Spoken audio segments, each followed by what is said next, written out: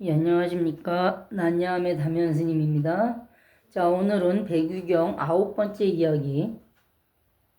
아버지의 덕행을 찬탄하는 비유 이렇게 되어 있습니다. 자, 아버지 어떠한 덕행을 어떻게 찬탄했는데 그걸 가지고서 이 백유경에서 말씀을 하시는지 한번 살펴보도록 하겠습니다. 옛날 어떤 사람이 여러 사람 앞에서 자기 아버지의 덕을 칭찬하며 이렇게 말하였다. 우리 아버지는 인자하여 남을 해치지 않고 도둑질하지 않으며 말이 진실되고 또 보시를 잘하신다. 그때 어떤 어리석은 사람이 이 말을 듣고 곧 이렇게 생각하였다. 우리 아버지의 덕행이 당신 아버지보다 더 낫다. 그 사람들이 도대체 당신 아버지한테 어떤 덕행이 있어서 저 사람의 아버지보다 더 덕행이 있다 그렇게 말하느냐. 그 행한 일들을 말해보라 하니 어리석은 사람이 대답하였다. 우리 아버지는 어릴 때부터 음욕을 끊어 더러움에 물든 적이 전혀 없다. 사람들이 말하였다. 잘 들으십시오. 여기서부터 아주 반어법입니다. 만일 음욕을 끊었다면 어떻게 그대가 태어났겠는가? 그렇게 묻자 그는 사람들의 심한 비웃음을 받았다. 자, 이제 뒤에 설명 들어갑니다. 마치 세상에 무지한 사람이 남의 덕을 칭찬하려다가 그 사실을 제대로 알지 못하여 도리어 비방을 받는 것처럼 저 어리석은 사람이 그 아버지를 칭찬하는 것이 좋겠다고 생각하여 말실수를 한 것도 그와 마찬가지이다. 역시 백유경이다 보니까 내용이 어렵다든지 그런 건 없어요. 예. 내용은 백유경은 대부분 거의 모든 내용이 다 그렇게 내용 자체가 어려운 건 없어요. 근데 비유기 때문에 그 안에 들어있는 내용을 잘 보셔야 되는데 어떤 사람이 우리 아버지가 막 이런저런 덕행이 있다 자랑하는 거 보고 아이씨 좀 속되게 표현은 저 인간은 지 아버지 잘났다고 저렇게 떠드는데 나도 우리 영감님 별로 잘난 건 없지만 잘났다고 하나 얘기를 해야 될 텐데 뭐하나 우리 아버지는 어릴 때부터 음욕을 끊어 더러움에 물든 적이 전혀 없다. 음욕을 끊었다. 자, 여러분, 음욕을 끊었어요. 음욕을 끊은 사람이 어떻게 아들이 있습니까? 그럼 이 아들 입양해 왔나? 설령 이 아들이 입양한 아들이라고 해서 그 부모가 음욕을 꼭 끊었다는 보장이 있어요? 아니죠. 음욕은 안 끊었는데 불임이나 난임이라 애가 안 생겨서 저기 집안 족갑벌 되는 애 깐난 애기 하나 할 수 없이 입양이었다. 가능한 얘기 아닙니까? 예를 들어서 이거 제가 예를 드는 거예요. 그러니까 실제로 이 사람 아버지가 음욕을 끊었을 리가 없죠. 음욕을 끊었으면 이 사람이 안 태어났겠죠. 그러니까 방금 전에 제가 말한 것처럼 양자란 게 이러면은 그렇다고 이 사람 아버지가 음욕을 끊었다는 근거는 되지를 못하죠. 이 사람의 아버지가 음욕을 끊었냐 안 끊었냐가 중요한 게 아니라 계란이 먼저냐 닭이 먼저냐 갖고 싸우는 거라지죠. 아버지가 음욕을 끊었는데 내가 어떻게 태어나. 정말 예수님이 돼갖고 얘기하기 좀 그런 내용이긴 합니다만은 사람 사는 세상 이야기니까 남자 여자가 음욕을 끊으면 후세가 안 태어나죠. 그러면 우리 인류도 사람도 결국은 아주 큰 여러분 오해하실 것처럼 얘기합니다. 아주 큰 분류로 보면 우리도 동물이에요. 이 뇌가 있고 언어가 가능하다는 그런 엄청난 장점이 있는 뇌가 있어 생각할 수 있고 생각한 걸 언어로 표현할 수 있다는 진짜 그 어떤 다른 동물들보다도 뛰어난 그런 그 재능이 있는 그 선택받은 동물일 수는 있겠으나 분명히 동물은 동물이에요. 우리 인간도. 근데 동물들이 식물도 아니고 동물들이 음욕이 없으면 어떻게 된다? 유전자 DNA가 계승이 되지를 않아요. 쉽게 얘기해서 후세가 나오질 않아요.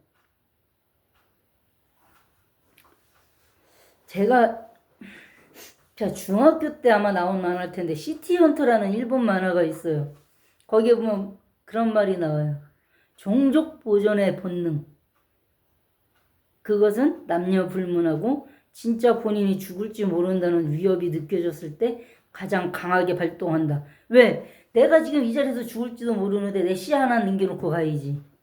그래야 이 나의 DNA와 그 유전자 어떤 혈통의 그 내용이 전해질 거니까.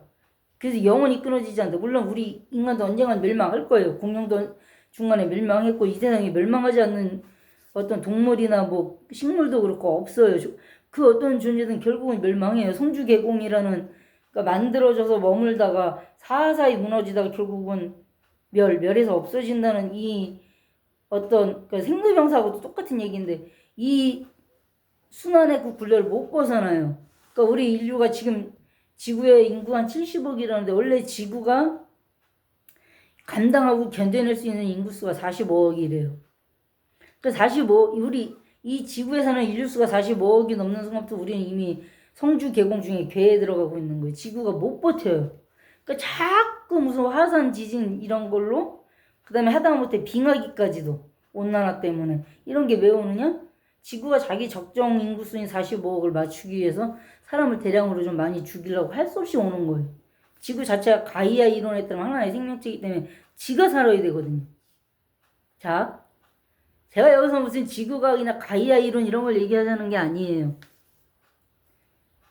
남녀 불문하고 의미가 없다면은 다음 세대가 없어요.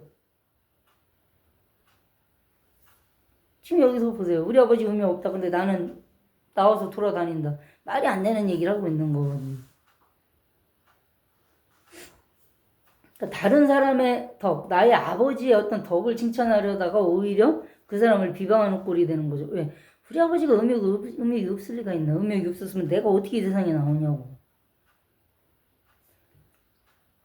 계속 지금 똑같은 얘기인데 결국은 남을 칭찬하려면 그러니까 누군가 다른 사람을 나랑 아주 가까운 사람이든 내가 조금 아는 사람이든 누군가를 또 다른 제3자 앞에서 칭찬하는 거는 좋아요. 근데 그 사람을 정말 제대로 얼굴 칭찬을 해야 된다는 거거든요. 이게 어떤 나라를 다스리는 정치 영역으로 넘어가면 인사에 해당하는 거예요. 사람을 추천을 하려면 뭐 예를 들어 국방부 장관 자리 비어있다 추천해봐라. 대통령이 가까운 사람들 물어볼 수가 있어요. 아무리 대통령이 머릿속에 아는 사람이 많아도 뭐 국방부 장관으로 할 만한 사람 모두 다 알고 있을 수는 없으니까 여러 사람 의견을 들어보겠다고 자기가 정말 믿을 만한 사람들 여기저기 전화도 하고 해서 뭐 오찬 이런 거 만나고 이런 슬쩍 물어볼 거 아니에요. 그러면 제가 봤을 때는 말입니다. 대통령님 저기 국방부 장관은 이번에는 장군 출신 말고요. 저 국방대학원 쪽에서 교수를 좀 오래 해서 그렇지 장군 출신도 아니고 아주 군 민간 통제로 좋은 누구누구 이신데 예를 들어 이렇게 사람 하나 소개를 했는데 그 대통령이 이 사람 제가 국방부 장관 써보려고 인사청문회를 보냈더니 애들 학교 보내려고 주민등록 이전도 막 불법으로 했지. 그 다음에 갭 투자하려고 또 집 갖고 장난질 쳤지. 또 뭐 한다고 뭐도 했지. 교수하면서 후배들이나 학생들 논문 지가 가리가리 해서 논문 도둑질 했지. 뭐 했지. 막 튀어나온단 말이에요. 이러면 대통령 입장에서는 뭐예요? 근데 저 사람 믿고 내가 추천받아서 이 사람 국방부 장관 후보 올렸더니 도대체 얼마나 엉망인 사람을 추천한 거야? 이렇게 된단 말이에요.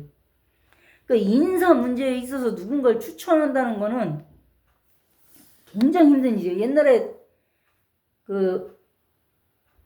위진남북조 때 진나라, 그러니까 삼국을 통일한 진나라 때 사마이가 원래 국풍관인법을 만드는데 그걸 그대로 사마염이 자기 할아버지가 만든 법이라 그대로 다시 더 강화를 시키기는 했지만 그걸 가지고 하는 게 뭐냐? 사람을 선거로 뽑는 거예요.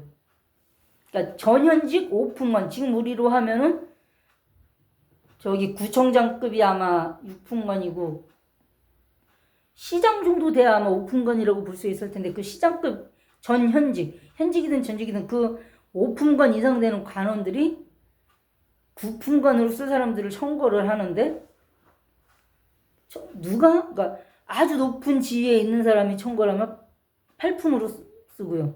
7품으로 쓰고요.